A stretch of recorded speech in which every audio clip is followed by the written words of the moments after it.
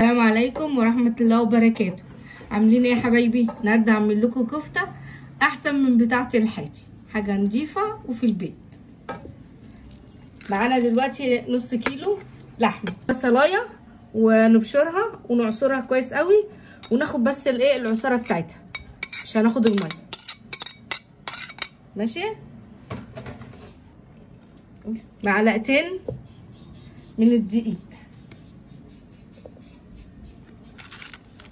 وفي باكو اللي هو البهارات اللي هي الكفته دي، لو مش متواجد ممكن بتحطي 7 بهارات عادي فيه.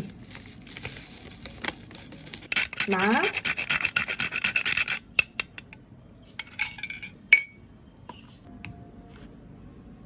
حطي معلقه ملح، معلقه صغننه خالص فلفل اسمر،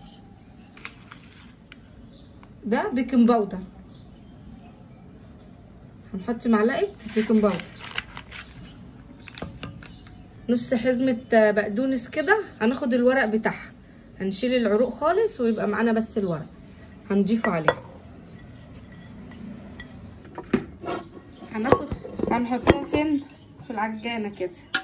لو مفيش العجانه انت بتفضلي بقى ايه تدعكي فيها جامد جامد قوي لحد في الاخر جدا جدا بايديكي كده لحد ما تطلع زي عروق كده. اما اخلص هوريها لكم هتبقى شكلها عامل ازاي.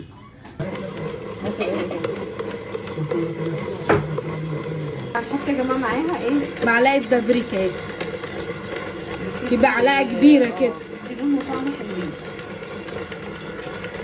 طبعا بصي شغاله في الجبنه، بصي بقت عامله ازاي، بقى الخليط ده متناسق كده.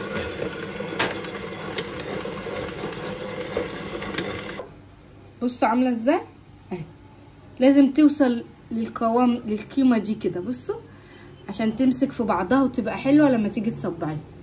تمام. هناخدها بقى نحطها بتاع ربع ساعه كده في التلاجة، وايه وبعدين نطلعها ايه نصبعها. والف هنا بقى. تدوا تعصوا ايديكم بس ايه حبه زيت كده، تاخدوها بقى وتصبعوها كده على اي حاجه عندكم، سيخ، خله، اي حاجه.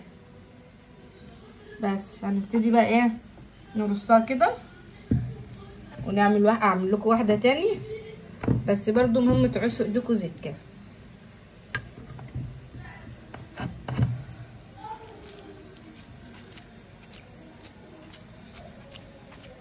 ريحتها جميله قوي على فكره، تحفه.